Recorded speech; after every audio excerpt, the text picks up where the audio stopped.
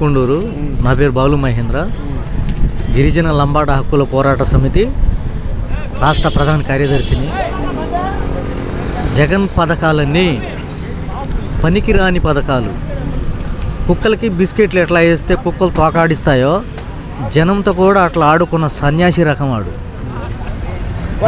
అతనికి మంచికి చెడుకి తేడా తెలియని వ్యక్తి. అతను ఏది చేయాలనుకుంటే అదే చేస్తాడు. కానీ మంచి చేయటం ఆయన చరిత్రలో లేదు. ఆయన బాబు అయితే బాగా చేశాడు. రాజశేఖర రెడ్డి గారు ప్రజా మనిషి, ఇతనేమో సైకో. అతనికి వాళ్ళ బాబుకి చాలా తేడా ఉందన్నమాట. అటవీ హక్కులు అన్నాడు, గిరిజనులకి మోసం చేశాడు. అటవీ హక్కులు చట్టాలు అన్నాడు, అటవీ హక్కులు పట్టాలన్నాడు. 10 మందికి ఇచ్చి 100 మందికి ఎగ్గొట్టాడు, 90 మందికి ఎగ్గొట్టాడు. ఆ ఇచ్చిన పట్టాలు కూడా 20 సెంట్లు, 10 సెంట్లు, 15 సెంట్లు పట్టాలు ఇచ్చి మోసం చేశాడు. తర్వాత డీ పట్టాలు అన్నాడు, వాటికి హక్కు పట్టాలు అన్నాడు. ఆ హక్కు పట్టాలన్నీ మొత్తం సేకరించి మొత్తం వాళ్ళ ఆఫీసులోనే పెట్టుకుంటున్నారు, రిజిస్టర్ ఆఫీసులోనే పెట్టుకుంటున్నాడు. అటువంటి మోసగాడు అనమాట.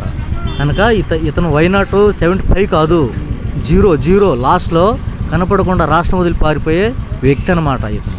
కనుక చంద్రబాబు నాయుడుతో ఇతను పోల్చుకునే సమస్య లేదు. ఏదో ఒక్కసారి అన్నందుకు ప్రతి ఓటు చంపలు పగలు కొట్టుకున్నారు. అతను ఓటేసిన పాపానికి వ్యవస్థ మొత్తం సర్వనాశనం అయింది. అంటే అది నా ఉద్దేశం. ఇంటింటికి పథకాలు ఇస్తున్నాను. ఏ పథకాలు ఇచ్చాడు? వైనాట్ ప్రతి ఒక్కరిని బిచ్చగాళ్ళని చేశాడు.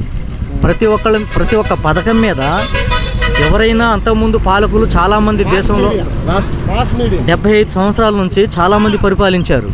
కానీ ఎవరు కూడా గవర్నమెంట్ పరిపాలన చేసిన వాళ్ళంతా ఇంటి పేర్లు పెట్టుకోలేదు. వాళ్ళ తాత ముత్తాతల పేర్లు ఎవరూ పెట్టుకోలేదు పథకాలని. కానీ ఇతను పథకాలని వాళ్ళ సొంత పేర్లు పెట్టుకున్నాడు. ఇతను ఏమన్నా జమీందారా?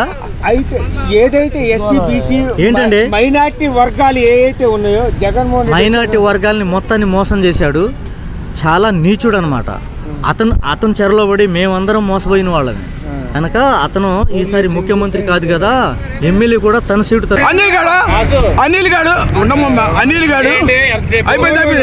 అనిల్ గాడు వాడు పోలవరం కడతా అన్నాడు. నేను రాష్ట్ర ఎన్టీఆర్ ఫ్యాన్స్ అధ్యక్షుడమ్మా.